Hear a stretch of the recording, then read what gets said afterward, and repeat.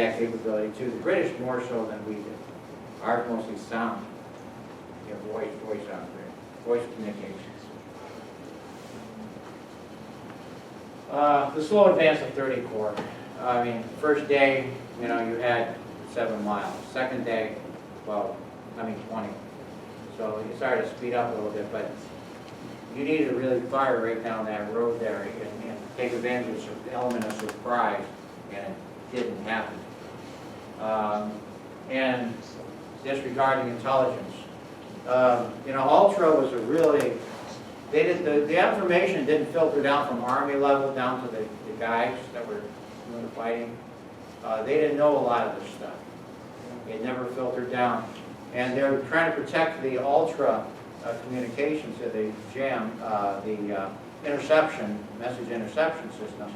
And so they're guarded on how they're going to use it. There's some cases they knew an attack was going to happen, it was imminent, but they couldn't tell anyone. If they stop all these attacks, the Germans could start wondering, gee, maybe they know what we're thinking, what we're talking. So they let some things happen. But they knew that the 9th and the 10th were there. They didn't know, they're trying to determine what the capabilities were. I don't think they understood 100%. But these were armored units that were mobile and moved quickly.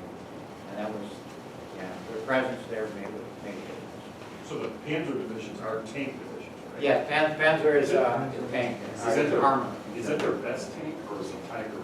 Well, most of the tanks they had there were Panthers, which were pretty damn good. Okay. Panthers, fast. We had no tanks as part of this operation. Yeah, the only tanks we had were Shermans that came through 34. We gave a lot of the British armor. They had Valentine tanks, Churchills, which were not very good. Then they used we gave them a lot of Sherman tanks, and which weren't that good either, but we had a lot of them, and so you gang up on them.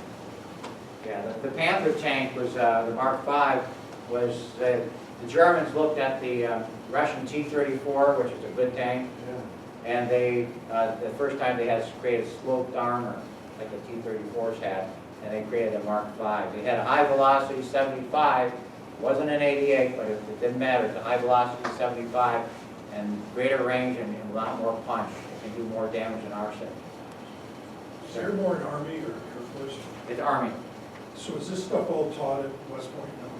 Is that how not to fight a battle? I'm sure they get a block of instruction on what not to do, but you know, sometimes, you know, it's all cut and dry. It's, you know, Murphy's Law comes in and everything. Look, all these things were not in the plans when we started this thing, but they began to rear their ugly heads, and then they compounded the problems. And it was a great idea. You know, the market phase, all the objectives were taken. They got the bridge at Arnhem. They eventually did take the bridge at Nijmegen, and all the way through, those bridges were there. It's just a link up and command and control. So Steve, respectfully, you said 7 days of planning. Isn't that amazing?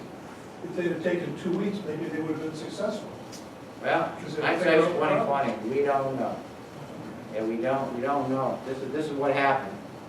It's and these were some of the failures that were identified. Intelligence, you know, there's a lot of things. They impact one impacts the other, and then snowball. What was the constraint or target that they only had 7 days? What was it about that 7th day that said we got? Well, the Germans were reeling from getting pushed back from France, and so you didn't want to give them too much time to reorganize and then become more of a threat. While they're off balance, that's when you want to hit them. And so, and it actually, I've read where the Germans knew that the British were up to something, but they didn't know where.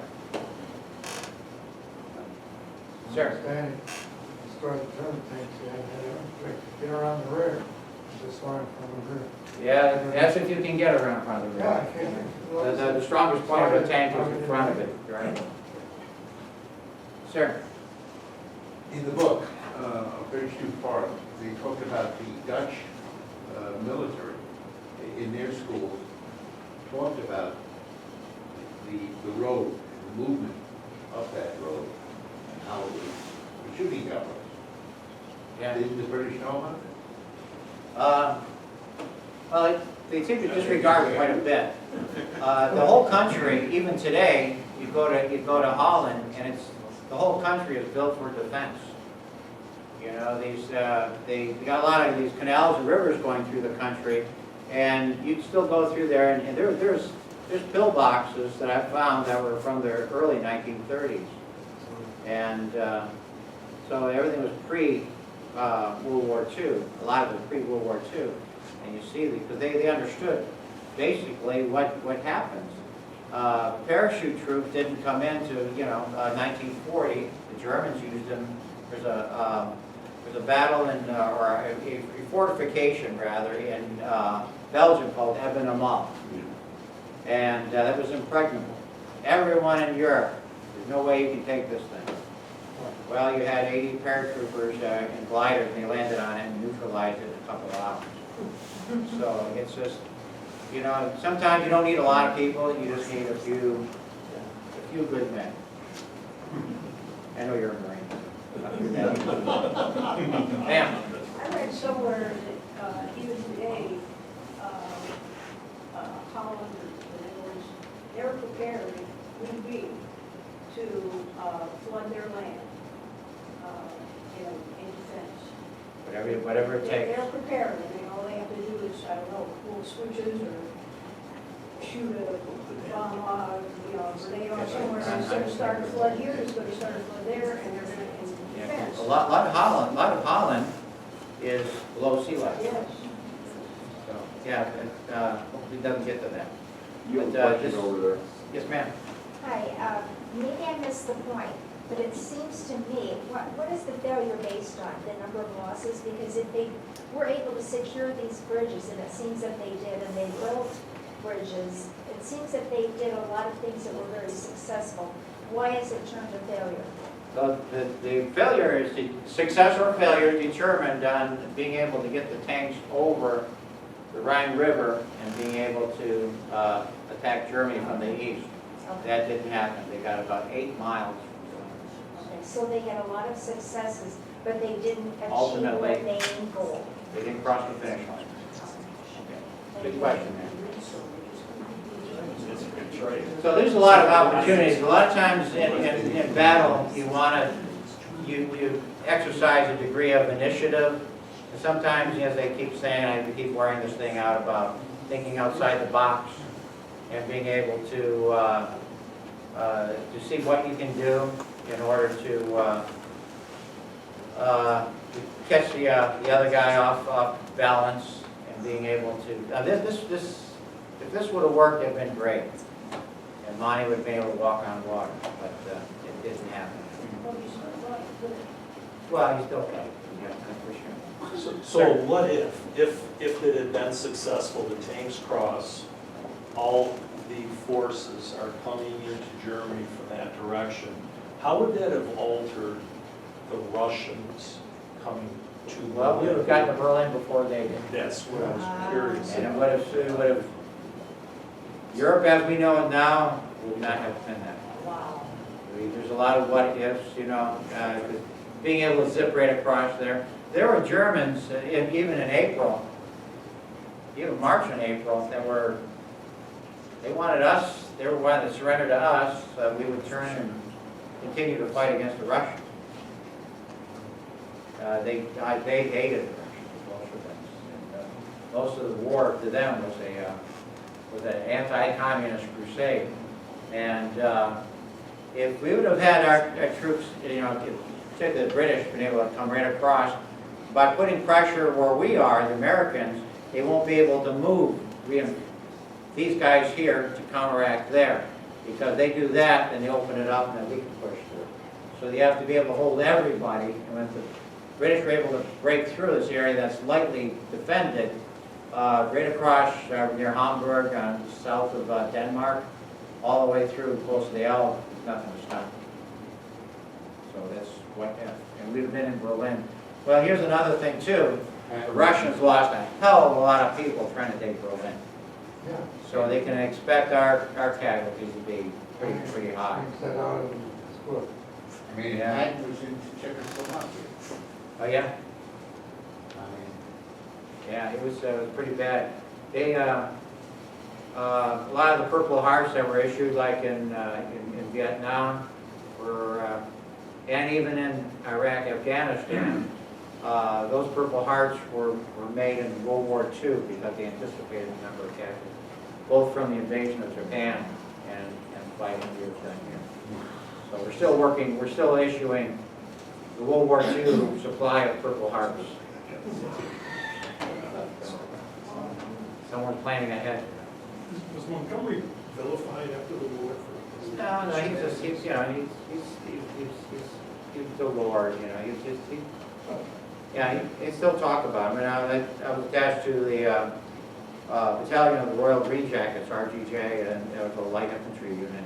And there's me and another Yank, you know, and I had to sit there and, oh yeah, I was outnumbered. Discretion is the better part of valor.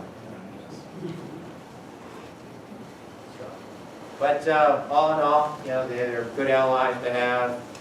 We worked very well together. Eisenhower, that was good training to be a president. And, you know, we need someone like that. So if you know anyone that's interested in a job, you know, we need people like that. I talked to Colin Hall one time. He would have been a damn good president. But he knew better. I don't know. Anyways, thank you very much, sir. Yes. Yes, please, were all the American paratroopers volunteers? Were all the American? Yeah, just like today. The only people that weren't volunteers were the glider guys. Just like today, you cannot go to jump school unless you volunteer and sign off things. At what point in the training were they, let's say they got conscripted? At what point did they become paratroopers? As soon as they sign on the dotted line and say, I want to jump out of airplanes. After they were drafted? Sure, yeah. Well, you're drafted, you're not drafted into the paratrooper. Right. You become an infantryman. And then you join? But you get $50 more a month by jumping out of airplanes. Would you happen to know if the guys in the tanks were also volunteers? No. No, they won the lottery. Yeah, the paratroopers. Could the guys assigned to tanks get out of tanks by becoming a paratrooper? Yeah, but you could do that, but most of the guys, see, we were really short of infantry guys, particularly right around the bulge. So they took a lot of anti-aircraft units, since there's no German Air Force isn't around anymore. They took a lot of those anti-aircraft units and say, congratulations, you're now an infantryman. You know. There's a guy I know who's lives in Rochester Hills, and he served in the 26th Division. He started out as an anti-aircraft gunner. And then he said, oh, by the way, the whole battalion, we don't need you guys. So here's a rifle. Have a nice day. Sir. So, I'm sorry, I could hear, and you were already talking when I got here. Can you just take a minute and say, what is your background? How do you, Yes, what- yes. I've always been, when I was a little kid, everyone was in the military, you know, like World War II veterans, so I became really involved and interested in World War II history. And more particular interested in airborne warfare. So I became I was the historian for the 82nd Airborne Division Association. I was a civilian when I was nominated for that position. And then I enlisted. My first job in the Army is I was a writer. And I was a historian, writer. You know, that's what I did. But that's not what I really wanted to do. So I volunteered and I became a paratrooper, infantry. So what a transformation from writing. I had a 20 words a minute. These fingers don't fly like I've seen some people. I search and destroy, that's what I did there. I'm pretty damn good at these things. But not good at, well, I didn't want to do that. I became an infantryman. So I went to infantry school, became 11 Bravo, and volunteered for airborne school. and how long were you in the military? 26 years. Oh. Yeah. But these guys were, these guys were my motivation. These guys were why I became a soldier. You know, with them. Which guys? Paratroopers from World War II? Paratroopers, World War II paratroopers. I knew them, I grew them. And I drank beers with them, I dated a couple daughters, you know. But, yeah. That's another story. But still, it's just, these guys were just, I sat there listening to their story. They told me stuff they didn't tell their own family. Because I understood what they were going on. I mean, I could talk about, they're talking about Nijmegen and the river crossing, I know. And I read a lot, and then I wanted to go visit these places. So I did my student teaching. I went to Michigan State University, and I got a chance to do my student teaching in England, either in Macomb County or in England. So I went to, I had to think about that one. And so I made the decision. I went to Europe. I figured that's my only chance I'm ever going to go to Europe. So after, I spent 2 weeks after everything was done, and I had a laundry list of all these battlefields, World War I, World War II, Napoleonic, Waterloo, Austerlitz, all these places, Dieppe, Dunkirk. I went to them all. In 2 weeks? And so I went there, and then ended up coming back again and again and again, and then taking stories and looking on maps, finding locations, and visiting these places, and then bringing veterans back. And it just kind of... we were on the Isle of Man this last summer. Yeah, Southern England. Southern England, yeah. And the German fortifications that are still there are incredible. But I mentioned this because of what you said earlier. Somebody actually built a house on top of a bunker because inside the bunker was a perfect temperature for the wine cellar. And Yeah, I got to think about that one. and you had mentioned that earlier, and I saw it with my own eyes. It was incredible. And there's places, you know, they don't want you to use metal detectors. One time I did bring a metal detector, but I was on a tour, so I dragged this thing all through Europe, and I've only used it for 15 minutes. In that 15 minutes on Utah Beach in Normandy, found a shell fragment, which I think I got the fragment with me here. But found spent rounds, barbed wire, you know, real, all that stuff, great stuff. But then I got to know those guys, like that medic over there, that medic bag. Gordy Stark, who was in G Company, 3rd Battalion, 505th, 82nd. And that bag there, that little bag, that went with him to Sicily, Salerno, Normandy, Holland, and the Balls. And there was a picture of him in the market garden with over his shoulder. And he says, we didn't paint crap on your helmet, you know, a red cross. The Germans, they don't care you're a non-combatant. They see you, they know that in that area there's a lot of other infantry guys they'll call an artillery barrage, blanket the whole area. So you want to look just like everybody else. We had the armband over there is in the picture. It shows him wearing it on his arm. And that jump jacket, the 504th was the only one to wear the Model 42 jumpsuit. That's what they wore in Normandy. After Normandy, they went to a dark green uniform, colored like the pants here. These are M43 pants. But the 504 was specifically told to wear that type of uniform. PFC David Whittier, headquarters company, Red Mill headquarters company, 504, wore that uniform in Anzio and in Market Garden. There's a picture of him wearing it. So, Where'd you get your belt buckle? what's that? Where'd you get your belt buckle? Well, this is a World War II belt buckle. Open frame, but they still got them now. They have, some guys have an open frame. I like the closed. You know, I still have a lot of, you know, that olive green high neck 5-button sweater. I still wear that. It's great, good stuff. Sure. Yeah. Well, I want to thank you very much for your attention. I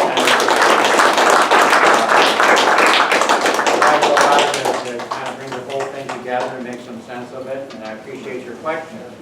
Very, very important. Folks, if I can just give take a moment of your time, I didn't get a chance to say something before we started. First off, I want to thank Steve. This is the second time coming out here to the Grosse Pointe Library to lecture and share his technical knowledge and unsurpassed expertise. So I'd like to thank him once again for coming out. Hopefully we'll have him out here again. I just wanted to make a real quick announcement that next month, December 12th, Thursday at 7 p.m., museum curator Chris Causing from the Michigan Military and Technical Museum will be coming out here to speak on a variety of military-related technologies that were either developed or manufactured right here in Michigan during World War II. Hope you can make it out for that. And then on January 9th, Thursday at 7 p.m., Dr. Megan Corman is going to be talking about her book, The Escape Line. It's about the World War II Underground Railroad, how they helped Jews, Allied airmen, and forced laborers escape from the Germans. So we can come out for that as well. Wow. That is January 9th. And this whole thing is being filmed and will be put on YouTube. If you don't want to rewatch it or watch parts of it, you can follow up. Okay? Thank you all. And thanks all for coming out.